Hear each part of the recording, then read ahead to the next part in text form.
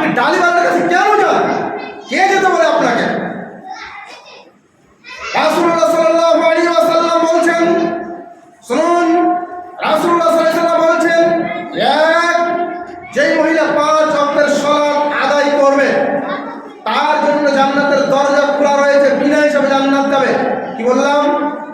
5 ওয়াক্তের সালাত আদায় করবে, 2 রমজান মাসের সিয়াম পালন করবে, 3 স্বামীর হেফাজত করবে, তিতাও হলে মিঠাও হলে স্বামীর আনুগত্য করে চলবে, স্বামীর কথা মেনে চলবে, তিতাও হলে মিঠাও হলে স্বামীর আনুগত্য করে চলবে, 4 তার ইজ্জতের হেফাজত করবে, স্বামীর অবর্তনে তার শরীর অঙ্গে হেফাজত করবে।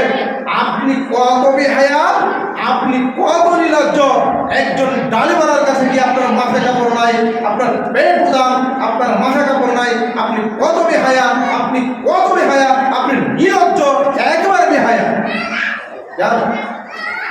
আল্লাহ